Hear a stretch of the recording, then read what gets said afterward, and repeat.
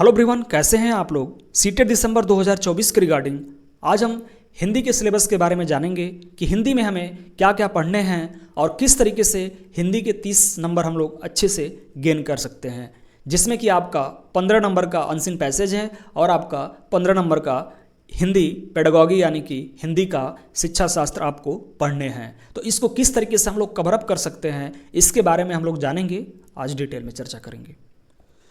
आते हैं हम लोग सीटेट में आपके दो पेपर होते हैं, एक आपका पेपर 1 होता है और एक आपका पेपर 2 होता है। पेपर 1 आपका प्राइमरी के लिए होती है और पेपर 2 आपका जूनियर के लिए होता है। इन दोनों में चाहे वो आपका पेपर 1 हो चाहे आपका पेपर 2 हो, इसमें आपको लैंग्वेज 1 और लैंग्वेज 2 दोनों मिलते हैं जिसमें आपको करने होते हैं। तो ये जो आपका सिलेबस है ये आपका लैंग्वेज फर्स्ट, लैंग्वेज 2 यानी जो आपका पेपर 1 है, पेपर 2 है, इसके इन सभी सिलेबस को एक साथ कवर अप किया जाएगा। यानी सीटेट का लेवल 1 और लेवल 2 के लिए ये आपका सिलेबस रखा गया है।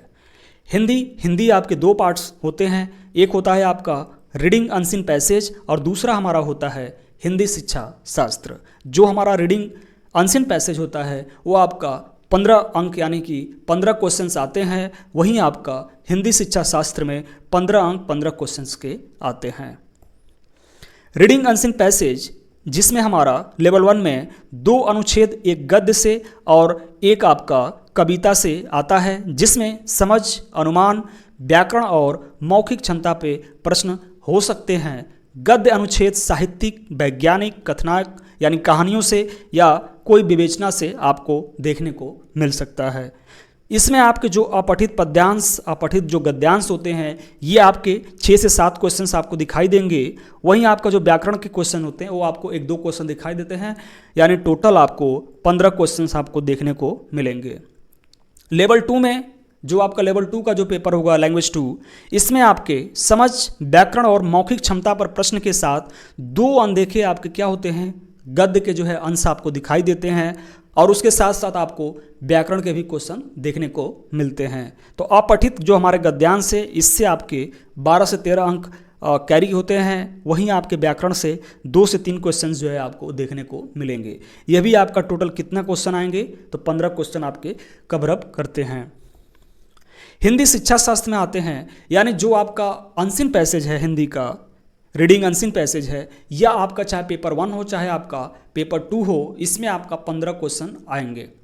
अब कैसे इसे तैयार करने हैं आपको, तो इसको तैयार करने का सबसे जो सटीक जो उपाय आपका है, तो आप लोग जो प्रीवियस हमारे अनसीन पैसेज आए हुए हैं, चाहे वो आपका पेपर 1 या पेपर 2 का हो, उससे आप प्रैक्टिस कीजिए। क्योंकि जो आपके 7 से 8 क्वेश्चन यानी कि 2 अगर आपको आते हैं, इसमें गद्य आते हैं, तो आपको 7 से जो 8 क्वेश्चन होंगे वो आपको गद्य से ही जो है, जैसे कि गद्य का जो कोई दिया हुआ है, पार्ट दिया है, तो उसका आपका निष्कर्ष पूछ सकता है, इस चैप्टर का क्या नाम हो सकता है, या उससे रिलेटेड आपको कोई क्वेश्चन को उसमें पढ़ा के वो आपको पूछ सकता है। जो आपके जो ग्रामर के पार्ट होते हैं, तो ग्रामर के पार्ट आपको जो है 7 से 8 क्वेश्चन आपको देखने को मिलेंगे, जिसमें आपको मोस्टली क्या है कि विलोम शब्द हो सकते हैं, पर्यायवाची शब्द हो सकता है, एक अनक्यार्थी शब्द हो सकता है।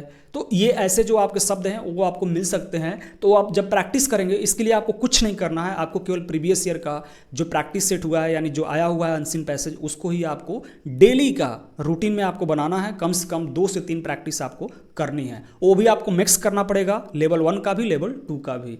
यानी आपका पेपर 1 का भी जो आया हुआ है और पेपर 2 का आया हुआ है, दोनों के आपको जो अनसीन पैसेज हैं उसको आपको सॉल्व करने होंगे। तो आप लोग एक रूटीन बना लीजिए कि मुझे जो है 2 या 3 जो है जो आपके अनसीन पैसेज है उसे सॉल्व करना है, जिससे कि आप 15 नंबर को मैक्सिमम नंबर जो इसमें गेन कर सकते हैं। अब आते हैं हमारा हिंदी का शिक्षा शास्त्र। जो सभी को लगता है कि मैंने जो हिंदी का शिक्षा शास्त्र तो बहुत अच्छे से तैयार किया हुआ है, लेकिन ये बच्चे क्या करते हैं कि अनदेखा कर देते हैं और बहुत सारे क्वेश्चंस क्या होते हैं आपके छूट जाते हैं। छूटने का मतलब ये होता है कि आप गलत करके आ जाते हैं। क्योंकि जो हिंदी का शिक्षा शास्त्र है, चाहे वो आपका किसी भी लैंग्वेज का जो शिक्षा शास्त्र होता है, सबको लगता है कि सिलेबस तो मेरा एक ही है। बहुत सारे लोग कहते हैं कि आपका सिलेबस सेम है, आपको एक चीज़ जैसा जो है करना है। ऐसा बिल्कुल नहीं है, क्योंकि चाहे इंग्लिश हो, चाहे हिंदी हो, चाहे संस्कृत हो, ये तीनों जो है आपके क्या हैं, भाषा हैं, लैंग्वेज हैं, और तीनों का अपना रूप होता है।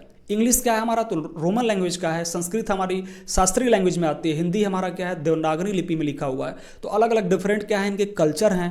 तो उसके कल्चर्स के अकॉर्डिंग चीज़ों को जानना है। अगर आप हिंदी पढ़ाना चाहते हैं तो हिंदी को किस तरीके से चीज़ों को सीखेंगे, वहीं अगर आप इंग्लिश पढ़ाना चाह रहे हैं तो इंग्लिश को कैसे चीज़ों को सीखेंगे, वहीं आपका चाहे संस्कृत हो। तो इसलिए आपको बहुत सटीक तरीके से चीज़ों को समझना है, जिससे कि आपका एक नंबर भी जो है यहाँ पे गलती ना हो। तो इसमें हमारा जो हिंदी शिक्षा शास्त्र है, चाहे वो आपका लेवल 1 हो या लेवल 2 हो, यानी वो आपका प्राइमरी के लिए हो चाहे आपका जूनियर के लिए हो, उसके लिए आपका क्या सिलेबस होगा, किस तरीके से इसको देखना होगा, ये चीज़ हम लोग इसको समझेंगे। मैं आपको हिंदी शिक्षा शास्त्र में जो है कंसेप्ट के साथ साथ आपके जितने भी सिलेबस के पार्ट हैं उसको हम लोग प्रीवियस नॉलेज, जो हमारे मॉक टेस्ट हैं या जो आपके प्रीवियस क्वेश्चंस आए हुए हैं, उसको हम लोग लगा के एक बेहतर ढंग से जो है हिंदी के शिक्षा शास्त्र को समझेंगे, जिससे कि आपको आगामी कोई भी एग्जाम हो सीटेट के अलावा, उसमें आपका ये कारगर साबित हो। तो हिंदी भाषा का विकास की शिक्षा शास्त्र, हिंदी भाषा में जो शिक्षा शास्त्र है उसका किस तरीके से विकास करना है, मुझे क्या क्या पढ़ने होंगे, उसके बारे में हम लोग चर्चा करेंगे। सबसे पहले हमें जानना है सीखना और अधिग्रहण करना, यानी हिंदी भाषा को किस तरीके से चीज़ों को सीखा जाता है और कैसे हम लोग इसको अधिग्रहण करते हैं, एक्वायर करते हैं। यानी हमको लर्निंग और एक्विजिशन के बारे में जानना है। किसके बारे में? तो हमें हिंदी के बारे में ये चीज़ों को जानना है। तो जो हिंदी होती है, सामान्यतः जहाँ पे हिंदी बोली जाती है तो वहाँ पे ये हमारी क्या होती है, मातृभाषा होती है। लेकिन यही अगर हिंदी की जहाँ पे मातृभाषा ना हो, यानी मातृभाषा हिंदी ना हो, जैसे साउथ में जो है मातृभाषा हिंदी नहीं है, तो वहाँ पे हिंदी क्या हो जाएगी, तो वहाँ पे हिंदी जो है सीखने वाली भाषा हो जाएगी। यानी कि वो हमारा टारगेट लैंग्वेज हो जाएगा। किसके लिए? तो उन लोगों के लिए, जैसे तमिलनाडु में तमिल बोली जाती है, वो हमारी मातृभाषा हो गई। लेकिन जो सीखने वाली भाषा हो जाएगी, तो सीखने वाली भाषा क्या हो जाएगी, हिंदी हो जाएगी। तो इस चीज़ को हमको अच्छे से समझना होगा कि किस तरीके से हिंदी जो है सीखने वाली भाषा है और कैसे ये जो है आपका मातृभाषा है। दूसरे में हम जानेंगे कि हिंदी शिक्षण के सिद्धांत, जो हमारा हिंदी शिक्षण है, हिंदी टीचिंग है, उसके कौन कौन से प्रिंसिपल हैं, इसको हम लोग जानेंगे। इसी में हम लोगों को देखना है, आपको हिंदी जो होती है, जो हिंदी पेडागॉजी होती है, ये आपका 3 पार्ट में होता है। एक आपका होता है व्याकरण, और दूसरे में आपका होता है गद्य, और तीसरे में आपका होता है पद्य। अब ये तीनों क्या हैं, तो तीनों आपके अलग अलग शिक्षण होते हैं। यानी कि व्याकरण विधि आपका डिफरेंट हो जाएगा, हिंदी विधि आपका अलग हो जाएगा, और आपके पद्य विधि। तो इसके बारे में किस तरीके से आपके जो नियम होते हैं लागू होते हैं, तो इसके बारे में चीज़ों को भी आपको जानना है। हिंदी भाषा के कार्य के रूप में सुनने और बोलने की भूमिका, जो हिंदी भाषा है तो उसके कार्य करने में सुनने या और बोलने में उसकी भूमिका क्या है, किस तरीके से सुनने के लिए और बोलने में जो है उसका भूमिका होता है, उसके बारे में हम लोग जानेंगे। हिंदी भाषा को सीखने में व्याकरण की क्या भूमिका है। देखिए यहाँ पे स्पेशली जो है व्याकरण को जो है रखा गया है, यानी व्याकरण का क्या भूमिका है हिंदी भाषा को सीखने में, तो इसके बारे में जो है आपको जानना है। हिंदी भाषा के कार्य के रूप में सुनने और बोलने की भूमिका, ये आपका रिपीट हो गया है। नेक्स्ट है आपका बोलना, सुनना, पढ़ना और लिखना भाषा की समझ का मूल्यांकन करना है।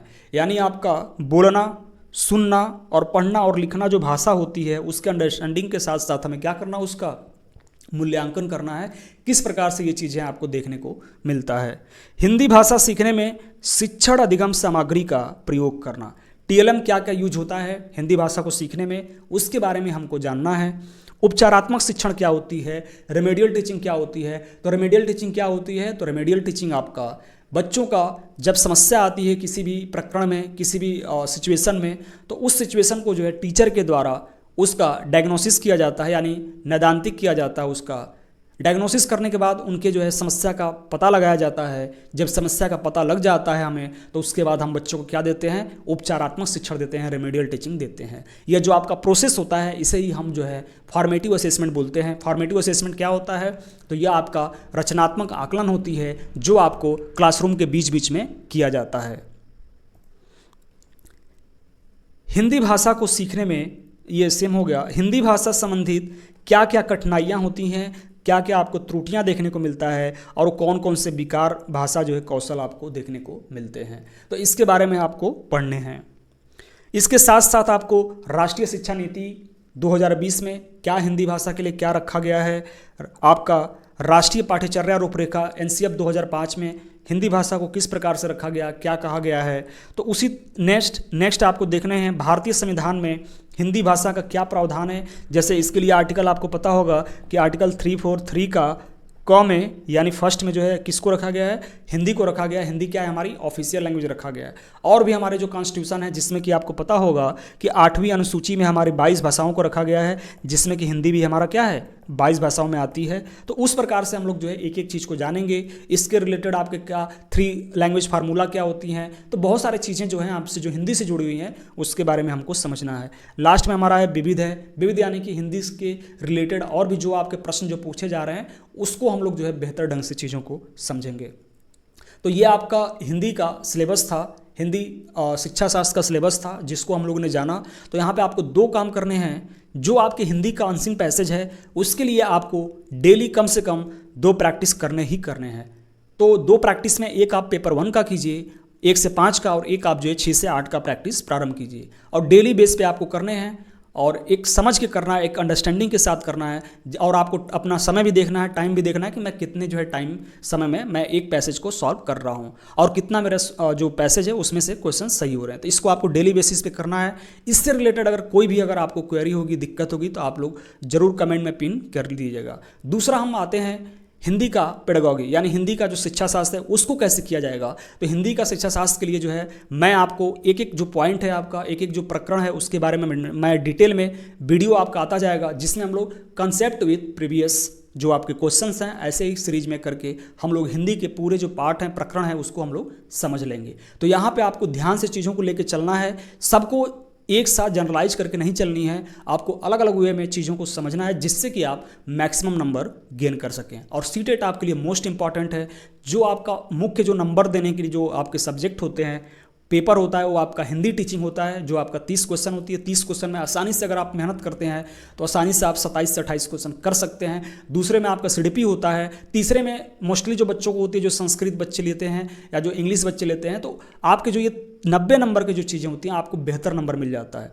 आपको जो कम नंबर के होते हैं, जिसमें बच्चों का सोशल साइंस स्टडी जो होती है और आपके साइंस होती है, उसमें आपको कम नंबर देखने को मिलते हैं। इसलिए आपको इधर थोड़ा सा मेहनत करना है जिससे कि आपको मैक्सिमम नंबर इधर से आप गेन कर लें।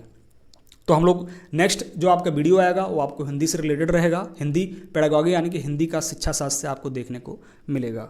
धन्यवाद।